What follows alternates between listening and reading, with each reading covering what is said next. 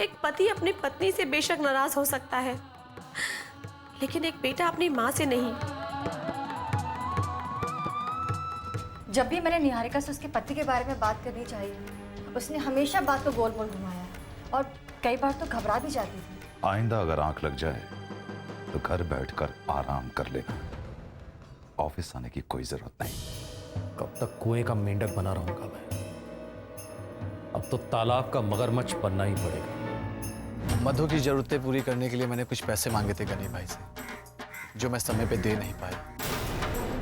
जो लड़की समाज के अधिकारों के लिए लड़ाई करती है, आज अपने ही घर में अपने पति से अपनी पत्नी होने का अधिकार नहीं ले पा रही है, उस बात पर तुम चुप बैठी हो।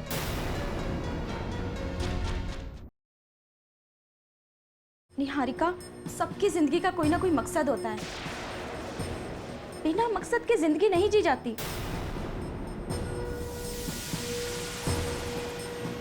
मैं तो बस इतना चाहती हूँ तो पूरी हिम्मत के साथ इस सच्चाई को स्वीकार कर लूं।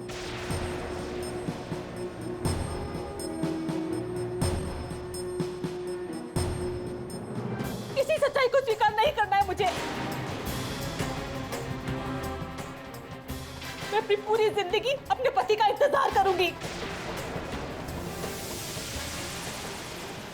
आप लोग चाहते हैं ना कि मैं अपने ईमान का सिंदूर मिटा दूं, अपने गले का मंगलसूत्र उतार के फेंक दूं, ये साड़ी उतार के विधवा की सफेद साड़ी पहन लूं, ताकि आता जाता कोई भी इंसान मुझे देखे और मुझ पे तरस खाए कि वो देखो एक विधवा जा रही है।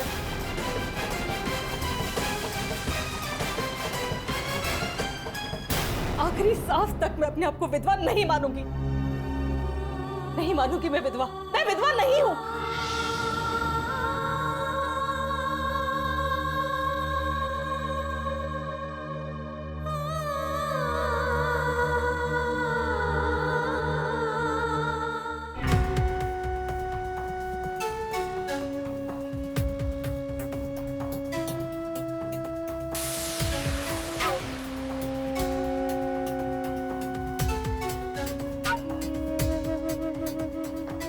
अरे विनय, तुम आ गए? तुमने अभी चेंज नहीं किया? अच्छा जल्दी चेंज करो, नीचे खाना रेडी है।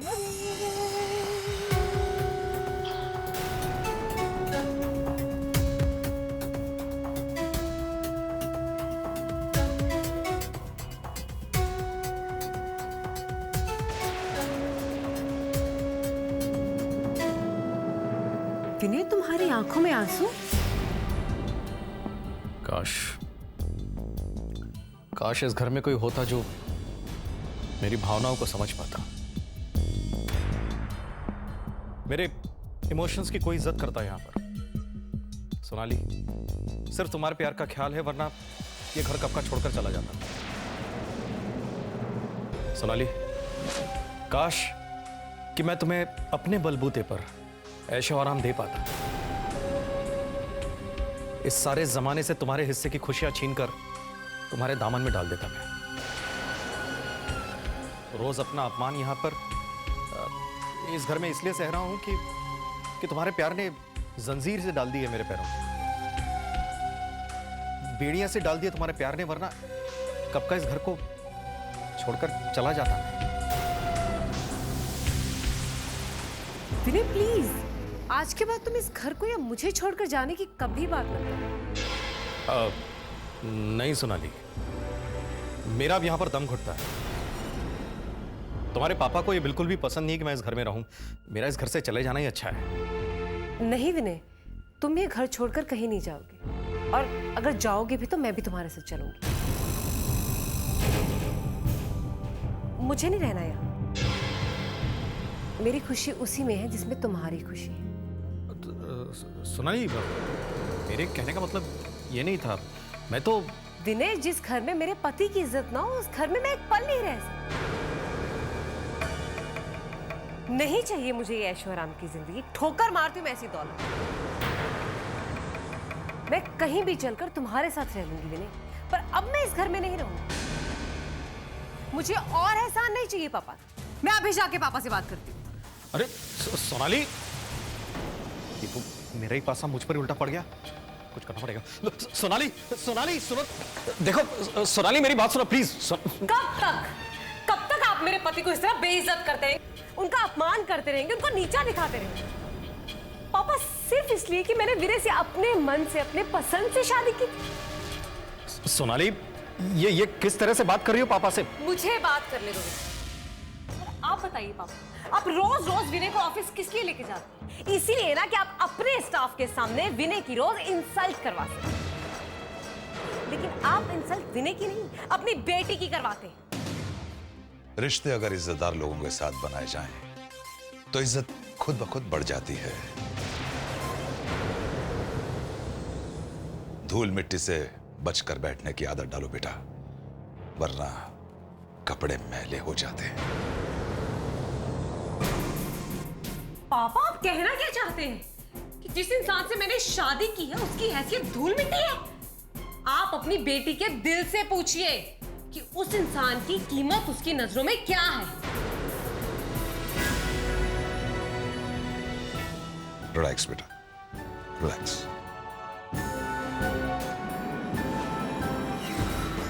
कालीन कितना भी कीमती हो, उसकी जगह जूतों के नीचे रहती है।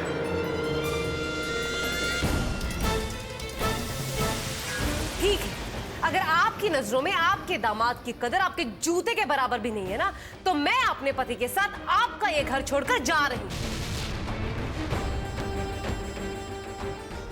सोनाली ये क्या कह रही हो तुम? मैं सही कह रही हूं। जिस घर में मेरे पति का आदर सम्मान न हो, वहां मैं एक पल भी नहीं रुक सकती। कैसी ये जिंदगानी।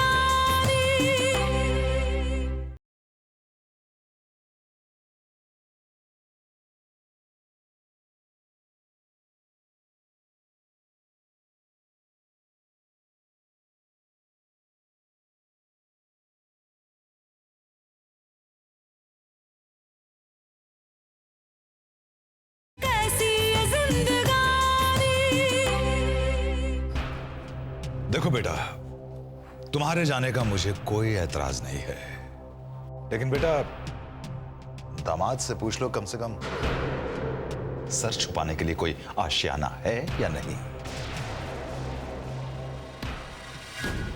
देखिए आप लोग मेरी वजह से। नहीं विनय, हम कहीं भी रह लेंगे और कैसे भी रह लेंगे, लेकिन इस घर का और एहसान नहीं लेंगे। बेटा मैं तुम्हारे इस फैसले का बिल्कुल समर्थन करता हूं। बड़ा अच्छा फैसला है बेटा, लेकिन अफसोस इस बात का है कि अगर यह फैसला तुमने 5 साल पहले लिया होता तो कम से कम दामाद को अपने पैरों पर खड़े होने का मौका तो मिलता। जाओ बेटा जाओ, लेकिन अपने पापा से नाराज होकर नहीं, बल्कि खुशी से जाओ। नहीं पापा, सोनाली इस घर से नहीं जाएगी। मैं जाऊंगा। मैं देखिए, मेरी वजह से बाप और बेटी के रिश्ते में कोई दरार आए, मैं ये कभी बर्दाश्त नहीं कर पाऊंगा। विनय बेटा, बाप और बेटी के बीच में कोई दरार नहीं आएगी। जाओ बेटा, घर का बंदोबस्त करो। नहीं पापा, सोनाली को इस घर से अलग करने का पाप मैं अपने सर पे नहीं लेना चाहता। मैं अपने आप को कभी माफ नहीं कर पाऊंगा कि मैंने आपको आपकी बेटी से अलग कर दिया। देखिए, मैं अच्छी तरह से जानता हूं कि आप सोनाली से कितना प्यार करते हैं।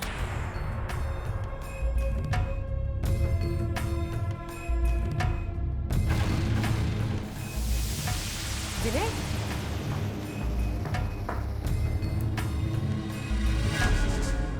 मिस्टर विनय, चालाक आदमी वो होता है जो अपनी चालाकी को छुपाने में कामयाब हो जाता है, मगर तुम्हारी होशियारी में बड़ी नादानी है बच्चे, बड़ी नादानी है।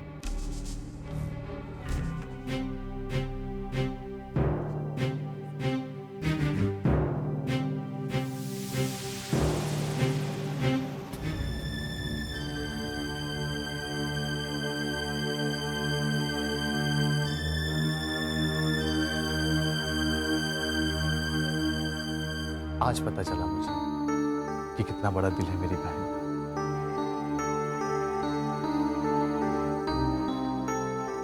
भाई के आगे दुनिया में हर चीज छोटी होती है। रख लो भाई। मेरी बहन ने एक बार भी नहीं पूछा मुझसे कि पैसा तुम्हें किस लिए चाहिए। मेरा दिल नहीं कर रहा है आपसे पैसा लेने का बहन। राजेश, जहां पर रिश्ते अपने होते हैं वहां पर सवाल जवाब नहीं किए जाते। अरे भैया, अगर तुम्हें और पैसों की भी जरूरत हो तो मांग लेना, शर्माना नहीं। लेकिन जाओ, पहले अपना कर्ज अदा करो जाके। समझ में नहीं आ रहा है कितना बड़ा उपकार मैं कैसे उतारूंगा।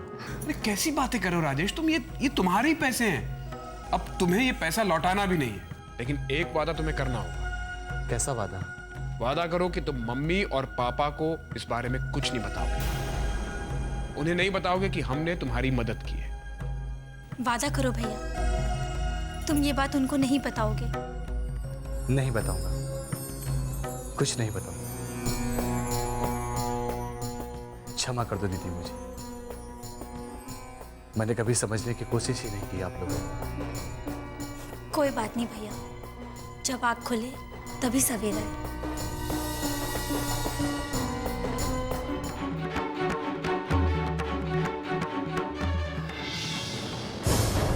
सोनाली, सोनाली, ये सब क्या कर रही हो तुम?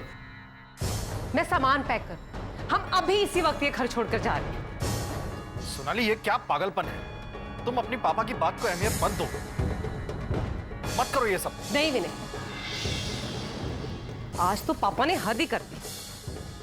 उन्होंने बाप बेटी के इस रिश्ते को खत्म कर दिया, और वैसे भी उनको कोई फर्क नहीं पड़ता अगर मैं ये घर छोड़ के भी चली जाऊं। ये तो मेरा दांव मुझी पर उल्टा पड़ गया। बात इतनी बिगड़ जाएगी ये तो मैंने कभी सोचा भी नहीं था।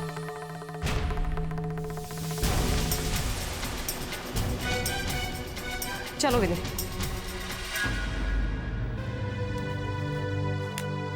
बेटा, अपने बाप की बातों का इतना बुरा मान गए कि घर छोड़कर जा रही हो? नहीं पापा, अब आपकी ये नफरत और नहीं झेली जाती। रोज रोज मेरे पति की बेइज्जती हो और मैं वहां अंधी बन के खड़ी रहूं, अब नहीं होगा। और वैसे भी आपने अपना फैसला सुना दिया तो मैंने भी अपना फैसला कर लिया।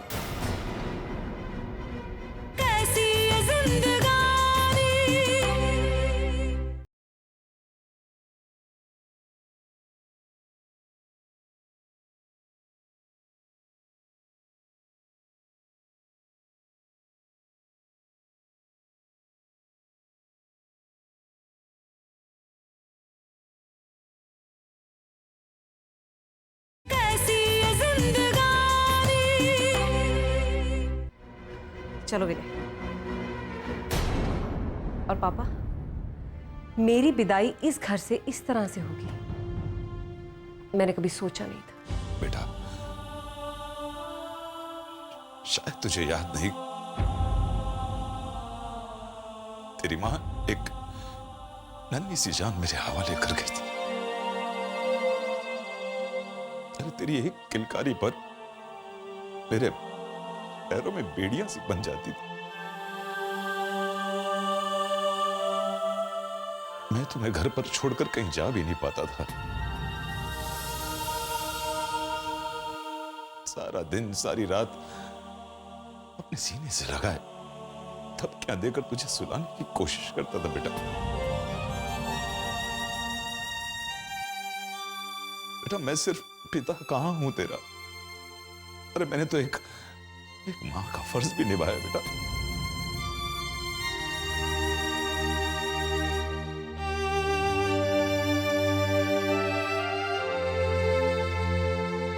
अपने बाप को छोड़कर जा सकती है तू, लेकिन उस मां को कैसे छोड़कर जा सकती जो आज भी तेरे बाप के अंदर जिंदा है बेटा।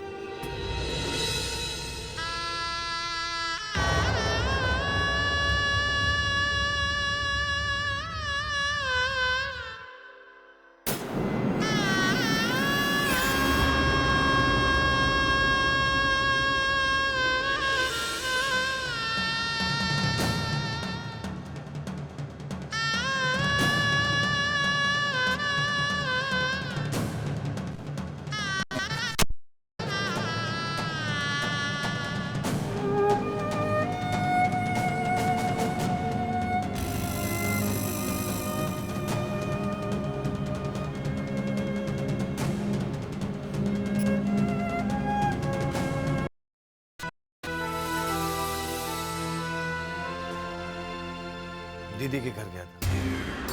क्या तुम वहां गए थे? जो ये चाहते हैं हम सारी जिंदगी आंसू बहाते रहे और वो खुद मजा लूटे, जिनके कारण इस घर में तुम्हारी नहीं बल्कि उनकी मर्जी चलती है। तुम उनके घर गए ही क्यों थे? मधु, तुम मेरे दीदी और जीजा को बुरा क्यों समझती हो? सच तो ये है कि वो लोग बहुत नेक इंसान हैं। मैं तो कहता हूँ कि मेरे बहन और बहनों जैसा इस दुनिया में नहीं, वो भगवान है, भगवान। मधु, बताओगे आज अपनी दीदी और जीजा जी के गुणगान किस खुशी में गा रहे हो?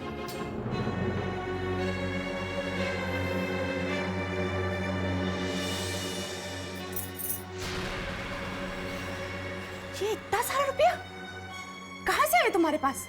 दीदी और जीजा ने दिए पूरे 25,000 रुपया, ताकि मेरा पूरा कर्जा उतर जाए और मैं परेशान न रहूं। ओह, तो अब समझ में आया मेरी कि ये उनकी नई चाल है। चाल? कैसी चाल? ये 25,000 रुपए तुम्हारे मुंह में डाल के खुद 11,75,000 रुपए डकार गए। मेरे भोलू राम, उन दोनों ने ठग लिया तुम्हें और तुम उनके गुणगान गा रहे हो। अरे जब भगवान अकल बांट रहे थे क्या तुम छलनी लेकर गए थे? हे भगवान, कैसे नादान आदमी से आपने मेरा पल्लू बंधवा दिया। नादान की दोस्ती, जी का जंजाल। इसका मतलब है कि जीजा ने सर सहलाकर मेरा भेजा खा लिया है।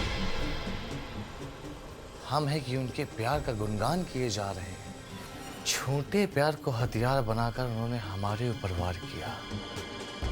अच्छा जीजा, चिंता मत करो, अब उस हथियार से हम उन पर ही वार करेंगे।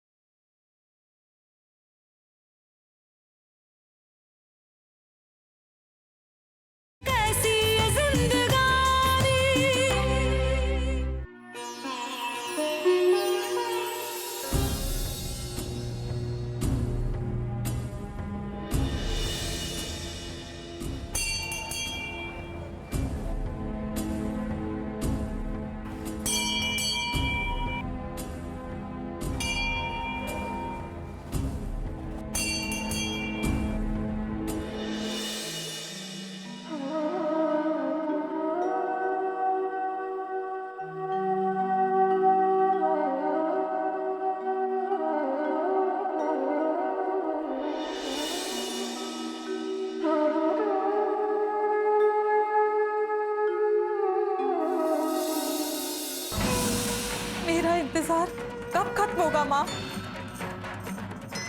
कैसी माँ है आप जो खामोश होकर मुस्कुराते हुए अपनी बेटी के दुखों का तमाशा देख रही है? क्या आपका दिल पत्थर का है माँ? क्या आपकी करुणा मर चुकी है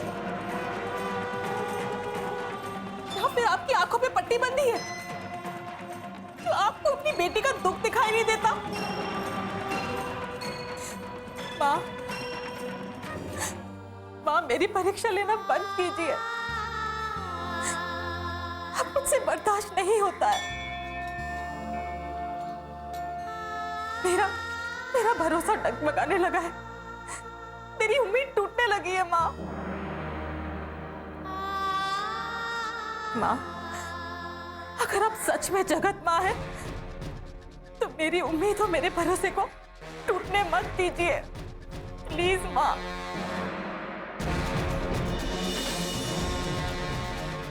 मेरी लाज रखना माँ, मेरी लाज रखना।